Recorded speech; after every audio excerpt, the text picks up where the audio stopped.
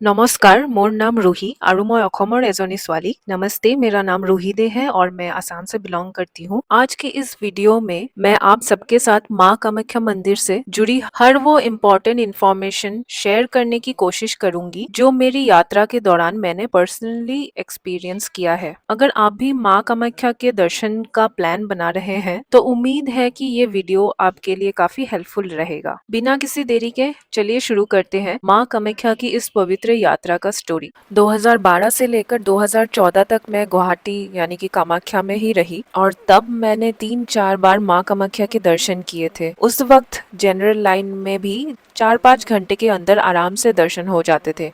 लेकिन जब मैं 2024 में वापस माँ के दरबार पहुंची तो मुझे बिल्कुल अंदाजा नहीं था कि अब हालत कितनी बदल चुकी है। जनरल लाइन में दर्शन के लिए पूरा दिन और कई बार 15 घंटे से भी ज्यादा इंतजार करना पड़ता है। हम थोड़े लेट पहुंच गए थे और उस दिन दर्शन नहीं हो पाया। 2025 में हम फिर से माँ कामाख्या के दर्शन के लिए गए, इस बार पूरी तैयारी के साथ। सुबह 5 बजे ही मंदिर पहुंच गए थे। हमें लगा था कि इस बार माँ के दर्शन जरूर हो जाएंगे, लेकिन हमें वीआईपी टिकट्स नहीं मिल पाई जो सिर्फ ऑनलाइन बुक होती है और वो भी लगभग एक हफ्ते पहले। इसीलिए हमने जनरल लाइन का ही सहारा लिया। 9-10 घंटे इंतजार करने के बाद भी हम सिर्फ टिकट काउंटर तक ही पहुंच पाए थे। दर्शन तो अभी भी बहुत दूर था। ऊपर से हमारी वापसी की ट्रेन थी शाम के 4 बजे। बहुत सोचने के बाद हमें लाइन छोड़कर निकलना पड़ा। उस दिन भी माँ के दर्शन अधूरे रह गए, लेकिन कहानी यही खत्म नहीं होती। फिर हम 2026 में दोबारा गए और वहाँ उमानंद और माँ कामाख्या के दर्शन हमने साथ में किया। चलिए मैं आपको बताती हूँ कि दोनों जगह के दर्शन हमने एक साथ कैसे पूरा किया। हम सुबह 9 बजे के अराउंड गुवाहाटी स्टेशन पहुंचे और गुवाहाटी स्टेशन से आपको लोकल बसेस, ऑटोज या फिर कैब्स इजीली अवेलेबल मिल जाएगा जो फैंसी बाजार तक या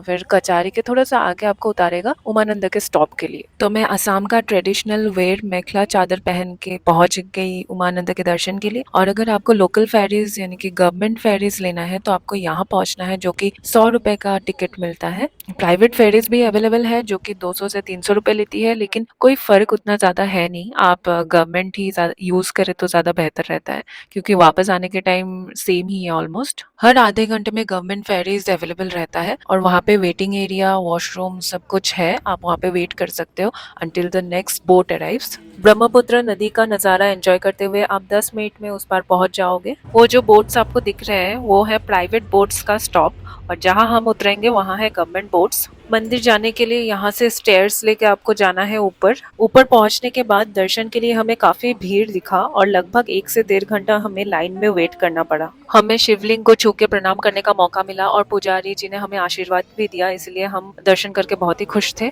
दर्शन के बाद वहीं पर हमने ब्रेकफास्ट किया और फिर रिटर्न फेरी लेकर मेनलैंड वापस आ गए। फेरी घाट से हमने एक कैब हायर किया जो हमें सीधा माँ कामाख्या मंदिर तक ले गई। आप कहीं से भी अगर लोकल ट्रांसपोर्ट लेके कामाख्या बस स्टॉप तक पहुंच रहे हैं तो कामाख्या गेट पे आके आपको बहुत सारे वैन्स, ऑटो सब कुछ मिल जाएगा ऊपर तक पहुंचाने के लिए। 2 बार लगातार दर्शन नहीं होने के वजह से हमने पहले ही वीआईपी दर्शन टिकट ऑनलाइन बुक कर लिया था। वीआईपी टिकट का रिपोर्टिंग टाइम 2 बजे का था, इसलिए हम लगभग 2 बजे मंदिर पहुंचकर लाइन में लग गए। वैसे अगर आप वीआईपी टिकट ले रहे हैं तो रिपोर्टिंग टाइम से 1 घंटा पहले पहुंचना बेटर रहता है। एक इम्पॉर्टेंट बात, वीआईपी टिकट होने का मतलब ये नहीं कि आपको तुरंत दर्शन मिल जाएगा। क्राउड के हिसाब से वीआईपी लाइन में भी 4-5 घंटे या कभी कभी उससे भी ज्यादा समय लग सकता है। दर्शन के बाद मंदिर से नीचे जाने के लिए आपको ऑटो, शेयर्ड वैन और बसेस आसानी से मिल जाती है। माँ के आशीर्वाद से इस बार हमने अपना दर्शन पूरा किया। अगर आप माँ कामाख्या मंदिर जाने का प्लान बना रहे हैं तो टेम्पल टाइमिंग्स पहले जान लेना बहुत जरूरी है। सुबह 5:30 बजे से मंदिर का कपाट खुल जाता है और सुबह की पूजा शुरू हो जाती है। भक्तों के लिए दर्शन 8 बजे से 1 बजे तक होता है। इसके बाद भोग और अन्य रिचुअल्स के लिए मंदिर कुछ समय के लिए बंद किया जाता है। मंदिर फिर 2:30 बजे या 3 बजे तक दोबारा खुलता है और 5:30 बजे तक दर्शन होता है। शाम 5:30 बजे के आसपास आरती होती है, जिसके बाद दर्शन का लाइन बंद कर दी जाती है। फेस्टिवल सीजन, वीकेंड्स और अम्बाबुची मेला के दौरान टाइमिंग्स और वेटिंग टाइम में बदलाव भी हो सकता है, इसीलिए विजिट के पहले लेटेस्ट टाइमिंग जरूर चेक कर लीजिए। और अगर आप वीआईपी दर्शन प्लान कर रहे हैं तो टिकट 1 हफ्ता पहले ऑनलाइन बुक करना बेस्ट रहता है। और एक बात जो मैं आप सबके साथ शेयर करना चाहती हूँ, आजकल माँ कामाख्या मंदिर में मुख दर्शन की सुविधा है। जितना मुझे याद है, पहले मैं जब जाती थी तब ये फैसिलिटी नहीं हुआ करता था। शायद ये उन भक्तों के लिए शुरू किया गया है जो दूर स्टेट से आते हैं, जिनके पास पूरा दिन या 24 घंटे से ज्यादा लाइन में वेट करने का टाइम नहीं होता। अगर आपके पास समय कम है या फिर आप माँ के दर्शन करके उनका आशीर्वाद लेना चाहते हैं, तो मुख दर्शन एक ऑप्शन हो सकता है। लेकिन अगर आप पूरा दर्शन का अनुभव करना चाहते हैं, तो उसके लिए जनरल या वीआईपी लाइन से जाना होता है और वेटिंग टाइम के लिए आप पहले से तैयार रहे।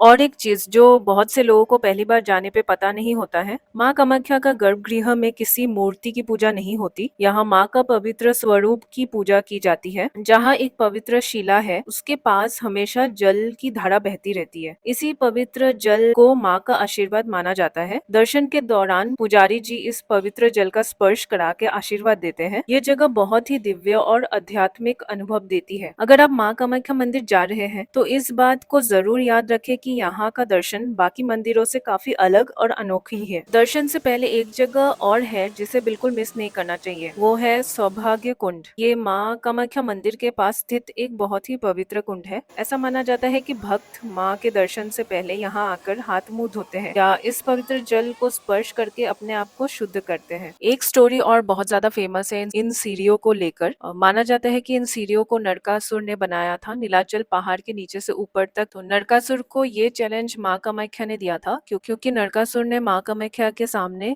शादी का प्रस्ताव दिया था। तो माँ कामाख्या ने इसीलिए उनको ये चैलेंज दिया था। ये स्टोरी तो आपको जरूर पता होगा। अगर आपको नहीं पता है तो आप मुझे कमेंट कर सकते हैं, मैं आपको आगे जरूर ये स्टोरी बताऊंगी। और एक बात जो बहुत से लोग जानना चाहते हैं, माँ कामाख्या मंदिर में आज भी कुछ विशेष धार्मिक अवसरों पर बलि की परंपरा प्रचलित है। ये सदियों पुरानी परंपरा है और कुछ भक्त अपने श्रद्धा और मन्नत के अनुसार बकरी, बतख, कबूतर और नर भैंस की बलि का संकल्प लेते हैं। अगर आप माँ के नाम पर कबूतर या अन्य दान देना चाहते हैं, तो मंदिर के आसपास इन्हें खरीदने की सुविधा मिल जाती है। हालांकि यहाँ थोड़ा सा महंगा रहता है। अगर आप पहले से प्लान करके आ रहे हैं तो किसी लोकल मार्केट से भी खरीद सकते हैं। ये पूरी तरह से व्यक्ति की श्रद्धा और परंपरा पर निर्भर करता है। अगर आप बलि या इस तरीके के दान नहीं करना चाहते, तो आप माँ के दर्शन, पूजा और प्रार्थना के माध्यम से भी भक्ति का प्रकट कर सकते हैं। माँ का आशीर्वाद हर भक्तों के लिए समान होता है। और इसी साल हमें अम्बाबुची मेला के दौरान भी माँ कामाख्या के दर्शन का सौभाग्य मिला। लेकिन अगर आप अम्बाबुची मेला के दौरान आने का प्लान बना रहे हैं, तो एक बात जरूर ध्यान रखिए, यहाँ भीड़ बहुत ज्यादा होती है। हमने शाम 5:30 बजे पहाड़ी के नीचे से चलना शुरू किया था और मंदिर तक पहुँचते पहुँचते रात के 9:30 बज गए। सिर्फ मंदिर तक पहुँचने में ही हमें लगभग 4 घंटा लग गए। गर्मी, ह्यूमिडिटी और लगातार चलने की वजह से हमने बहुत से लोगों को बीच रास्ते में बेहोश होते हुए या तबीयत खराब होने की वजह से गिरते हुए देखा है। इतने भीड़ में किसी को तुरंत बाहर निकलना या फिर मेडिकल हेल्प के लिए पहुंचाना भी आसान नहीं होता। इसीलिए मेरी एक पर्सनल सजेशन रहेगी कि अगर आप हार्ट पेशेंट हैं, सांस की तकलीफ है, बहुत कमजोर है या लंबी देर तक भीड़ और पैदल चलने में आपको मुश्किल होता है, तो आप अम्बाबुची मेला के दौरान आने से पहले अपनी हेल्थ का जरूर ध्यान रखें। हर साल अम्बाबुची मेला जून के 22 से 26 जून के आसपास मनाया जाता है। इस दौरान लाखों श्रद्धालु माँ कामाख्या के दर्शन के लिए आते हैं। अगर आप इस समय आने का प्लान बना रहे हैं, तो पानी, ORS, हल्का खाना, कंफर्टेबल शूज और जरूरी मेडिसिन अपने साथ रखें। अपने सेहत को देखते हुए यात्रा का फैसला लीजिए। माँ का दर्शन तो कभी भी हो सकता है।